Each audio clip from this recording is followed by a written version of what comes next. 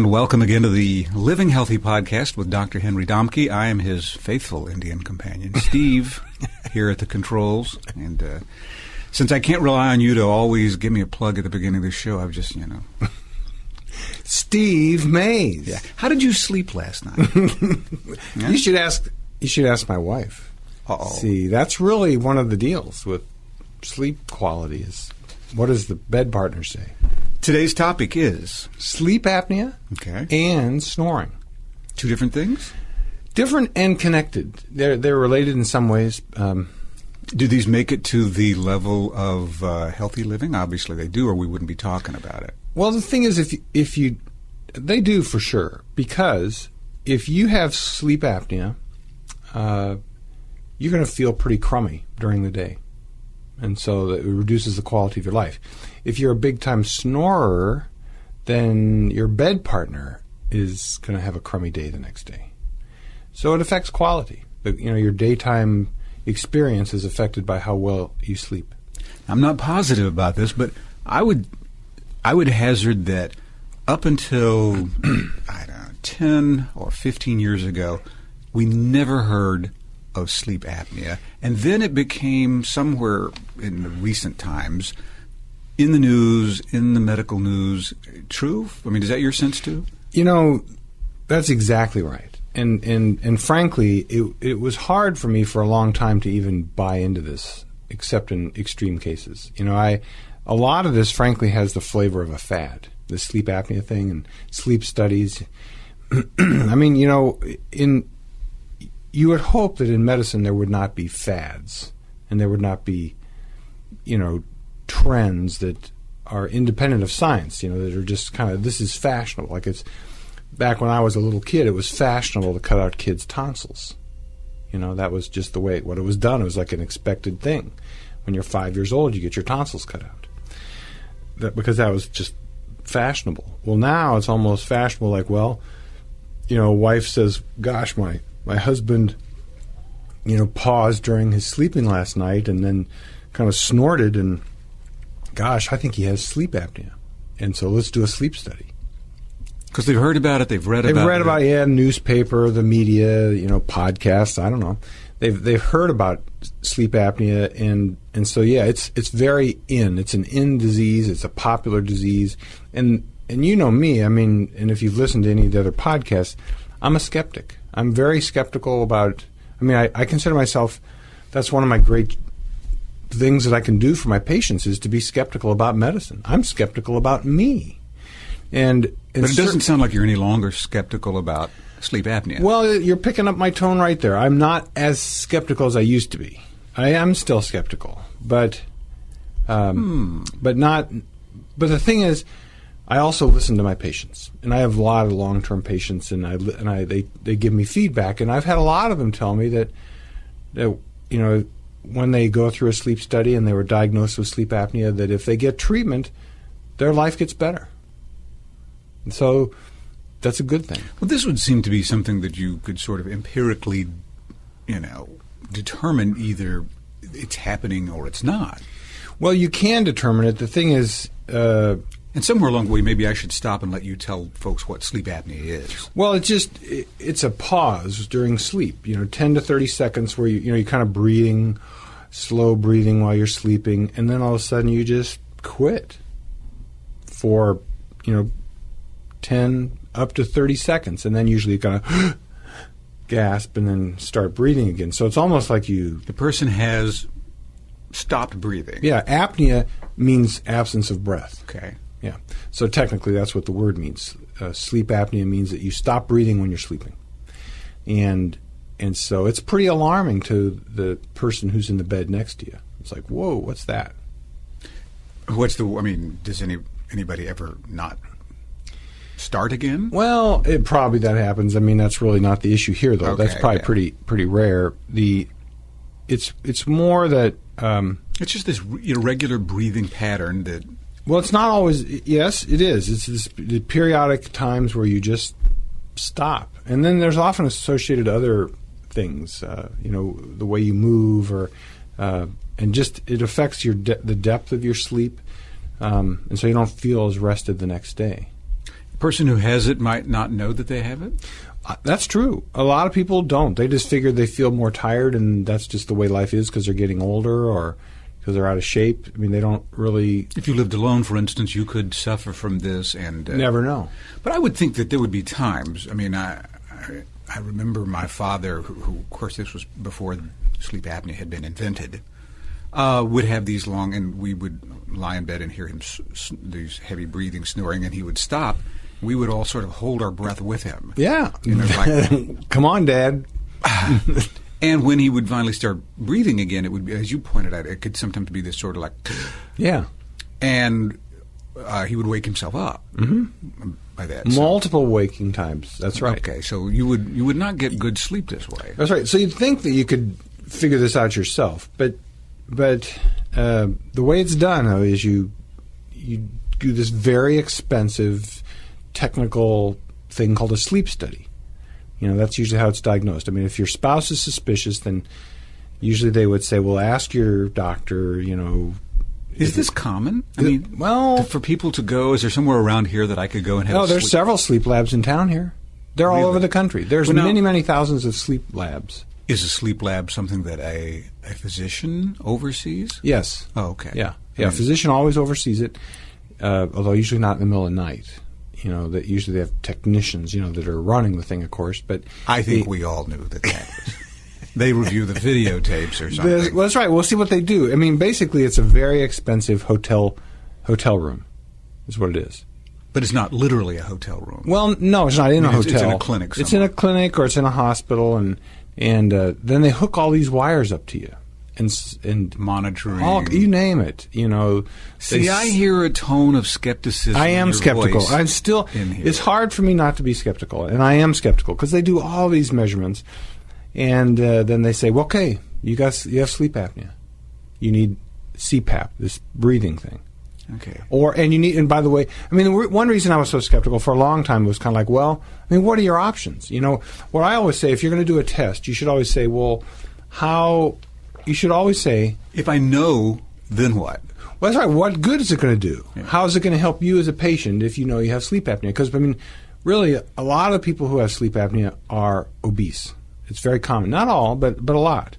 And so it's like, well, what do you do? Well, okay, guys, lose weight. Well, geez, you know, we kind of knew that was a good idea. And by the way, it doesn't work anyhow.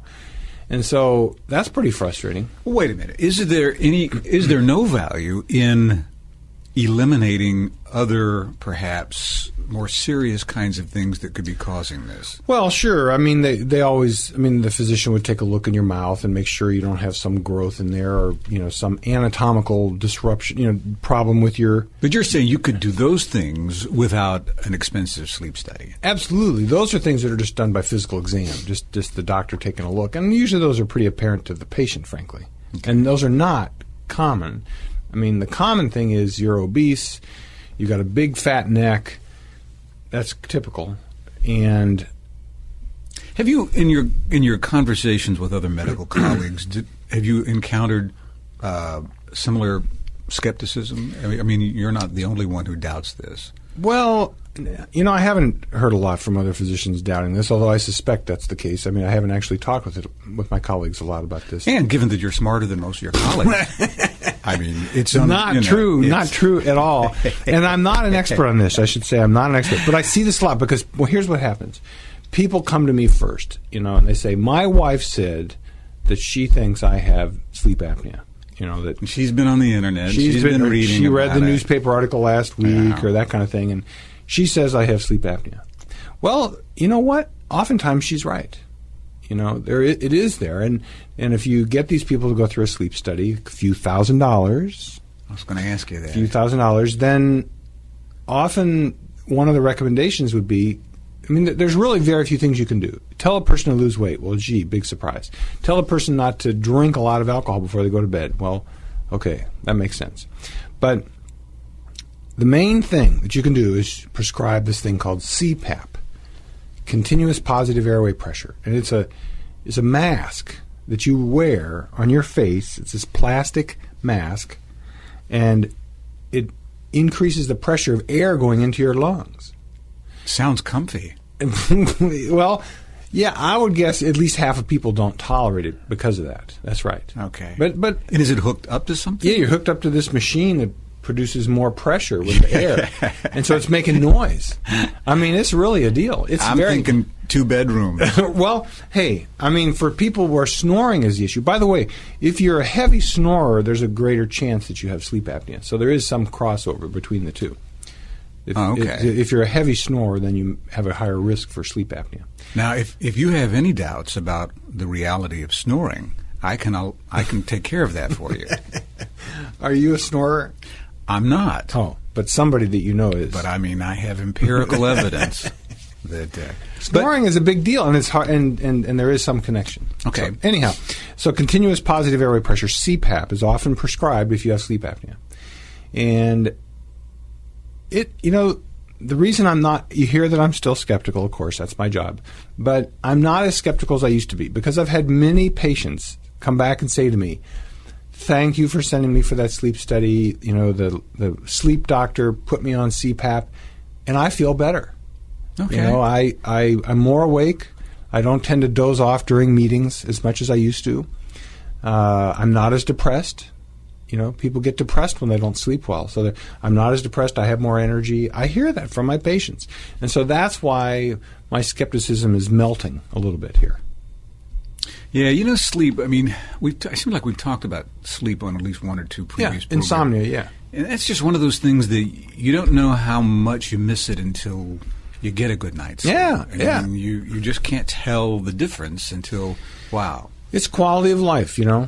Your waking experience. Do you feel kind of crummy or feel pretty good? And sleep is important. So people who have repeatedly disturbed sleep during the night because they're not breathing and then they're waking up, they feel crummy the next day. You give them CPAP, and there's a pretty good chance that they're going to get better. So I'm more open to the idea of sleep studies.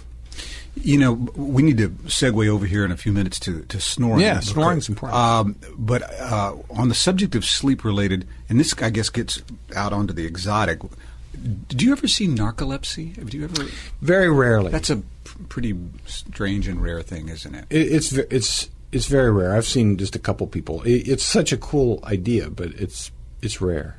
Okay. I've probably, in my entire practice career, I've seen maybe 2 patients.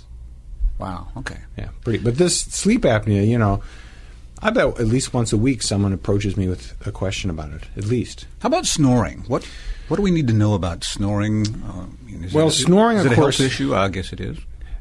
Snoring, it's a quality of life issue. Quality of life. Quality of life. I mean, if your bed partner snores, well, it may bother you. So a lot of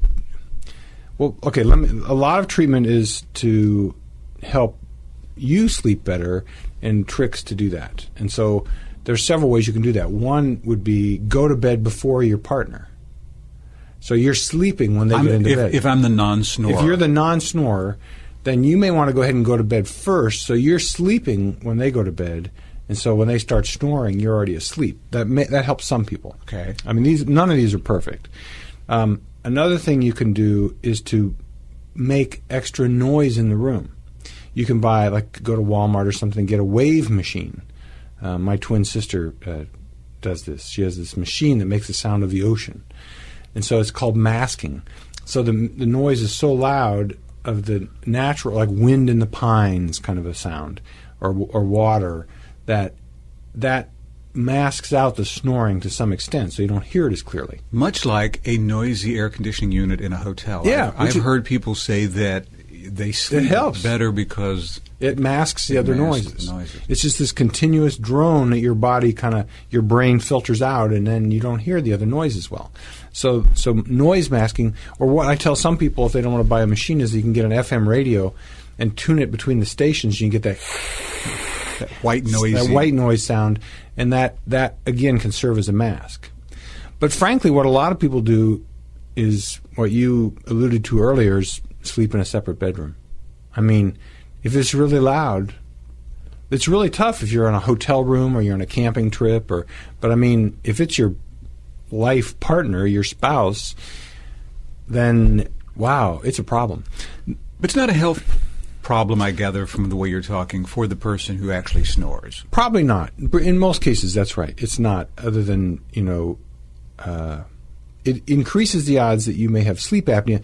And sleep apnea, I should say, there's some discussion that it may increase risk of, say, heart attacks, although that's somewhat controversial. But I would say snoring in itself is not really a health risk as you would typically think of it. It's just more it wrecks the sleep of your partner.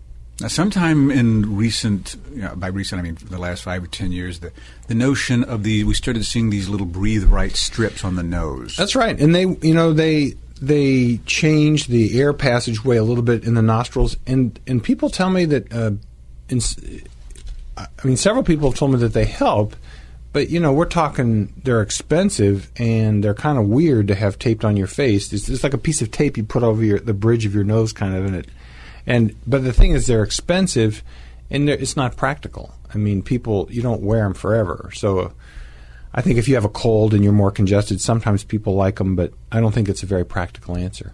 But here's a good one, okay? This is a good home remedy that I do recommend, and I tell people this all the time. Get a tennis ball and...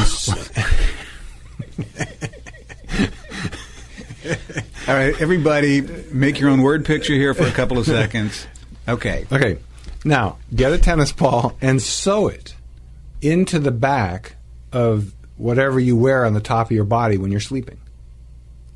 Oh, to keep you from sleeping on your back? That's it. And this helps, by the way, with sleep apnea too. Your snoring typically is quieter if you're laying on your side than if you're laying on your back. And sleep apnea tends to be worse if you're laying on your back than laying on your side. So get a tennis ball, and you can tell people don't sleep on your back. Well, forget it. If you're asleep, you're going to roll over, and so put a tennis ball there into your shirt, and you roll over, and it's like there's a lump there, so you roll back over. And that's a very inexpensive, practical answer if you'll do it. I think a lot of people think I'm joking, but I'm not joking. I think it really does help. Well, if the first suggestion you have for dealing with snoring is that sort of home remedy kind of thing, I'm guessing you're not a big fan of surgical procedures. Well, boy, yeah, that's right. I mean, are there things that... Oh, you bet.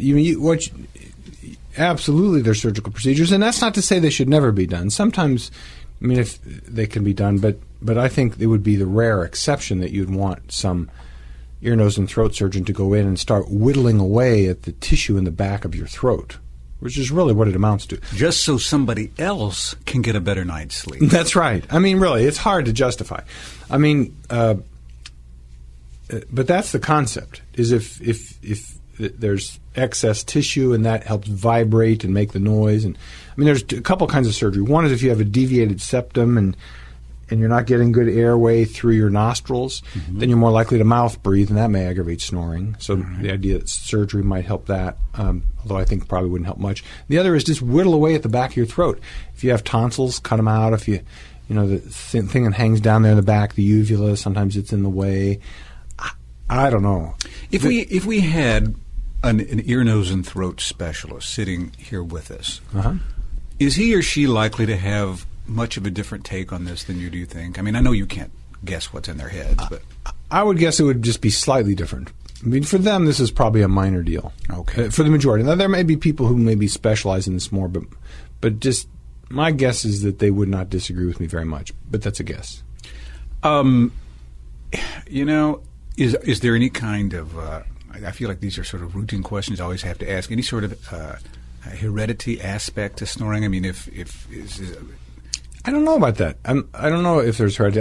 I would guess so, just based on most conditions that there'd be heredity. But because in most cases, there is some physical. Well, there is. If you have the bigger your neck is. One way to think about this is if you have a 17-inch neck, that greatly increases your risk of sleep apnea compared to a 15-inch neck. And so a scrawny little neck like mine's almost not going to snore at all. Well, it's all playing the odds. Yeah. I'm sure that there's people who are slender and in prime health like you are who have sleep apnea. But take a tennis ball. But if you're chunky, and you have a big fat neck, then you're at higher risk for sure. It's more common in men. It's more common if you're obese. It's more common if you drink a lot of alcohol. It's more common if you take sleeping pills. I assume those who regularly follow the DASH diet have fewer problems with this. That's a little inside joke, folks. Dr. Domke loves the DASH diet. You'll find a link on our website, but I threw that in. It has nothing to do with... It probably would be the cure. It probably would be. But you would be better off if you were eating more vegetables. That's right. Now, hey, one thing that you haven't asked about, Steve, is what about pills? Oh, well, I'm just trying to think. Give me a second. I'm replaying in my head some of the commercials. But I don't... Yeah, there must be stuff for snoring. No, there's not. There just isn't. Yeah, I mean, and the way a lot of people would deal with this is they would take sleeping pills because they feel tired, so they want to sleep better. And in fact, it could make it worse. Could make you drive into a concrete abutment at the Capitol. Well, I should have emphasized that more, actually, that falling asleep while driving is one of the greatest medical problems with sleep apnea. That, in fact, it probably triples your accident rate. And could be serious accidents. Just from just not getting asleep. a good night's sleep. Not getting, that's right. I mean, and this has been well studied. And if you have sleep apnea, you're a much higher risk to have a fatal accident. Fall asleep at the wheel, doze off for a second, you're in heavy traffic, boom, serious accident. Okay. And that's really one of the biggest risks of this. And since driving is one of our greatest medical risks out there, it's a problem. You know, I remember you told me once some years ago that the thing that was most likely, I mean, my greatest risk at the moment was, you know, being in a car wreck. Yeah, car wreck is a huge deal. I don't remember what the context was, but you were telling me something, and I thought at the time, like, where'd that come from? Yeah, well, it does seem weird having a physician talk about car accidents, but when you look at statistics on, you know, suffering and death, it's right up there. All right. We are getting near the end of the program. Things that I had failed to ask you about pills, and you just said that there are none. So pills are, actually harmful. I was looking at the notes that you sent here, and I had underlined one. I love this line. Snoring is frustrating to those who sleep around you, but rarely dangerous. That's right. That's right. Rarely. That seems, you know, there's so many layers to that. You know, unless they just can't get a good night's sleep, and then they'll smother you with a pillow. That's right. It could be a risk. It could be a risk of homicide. All right. Anything else on sleeping and sleep apnea and snoring? You've got notes on the I've got website. Notes on the website. Got some links. Lose weight if you're obese. Yeah, lose weight. Good luck. I mean, exercise more. I mean, things that we've talked about before will definitely help it. But, if it's really an issue, probably you should ask your physician about a sleep study and see if your insurance will cover it. And if there's a spare bedroom, that's a simple answer for snoring. That's right. And the dogs go with you. That's going to do it for this week. Don't forget, folks, that there are comment links with each of the posts, each of the Living Healthy podcasts on the website, which is livinghealthypodcast, all one word, .com. Down at the bottom, a little text link under it just says comment. And if you click that, not only do you see any comments if there are some, and there'll be a little parenthetical number. It'll tell you if somebody has commented on that. We would love to have more comments. But you just click that link, and then there's a little form, and you just say whatever you want to say about the show. You can use that to ask a question, offer feedback of any kind. Dr. Domke will get an email letting him know that a comment has been submitted, and then he will review that and post it, and then it'll be up shortly. And then there's an email link right under his photograph over on the left-hand side of the website. So, which is good. People are sending me questions, and that's often where I get ideas for new topics, and so I appreciate that. You bet. And now we're this is the 31st, I think, episode or program or installment since we've started. And we're always looking for ideas. Yeah. And our goal at the beginning of this was sort of unofficially to get to 52 shows, and we have no doubt that we'll make that. But we would love to hear what's on your mind. Yeah. As a listener, I want to hear what do you want to hear about? What could we talk about that would help you to be healthier? Yeah. Should we, since we kind of know what we're going to talk about on the next show, should we tease that a little bit? Sure.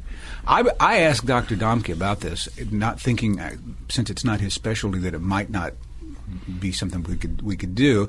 But I tend to think of it as laser eye surgery, but it's got an actual name, I guess. Yeah, LASIK. Now, that is sort of like a brand name? I think it is a brand name, which is a funny thing in medicine, but it is. I mean, it's laser eye surgery, so you can see better. And a lot of folks have gotten this. It's become very popular. Very popular, somewhat controversial, has side effects, and I can speak about it a little bit from a patient perspective because I've had it done.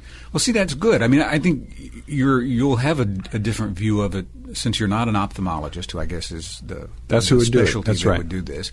But you've been under the knife. I have under the laser. I guess, I have. in this case. Yeah, it's a good topic because it can definitely improve your vision, but it has side effects. I bet there's not many people who would be listening who either have a family or a friend or somebody they work with who has had this. I mean, it's pretty common. I would bet it's almost that common. It's very common. So that's going to be good. Yeah. I don't have a need for that surgery, but I know lots of folks who've had it, and I'm just curious about it. So we'll let you tell us a little bit about that.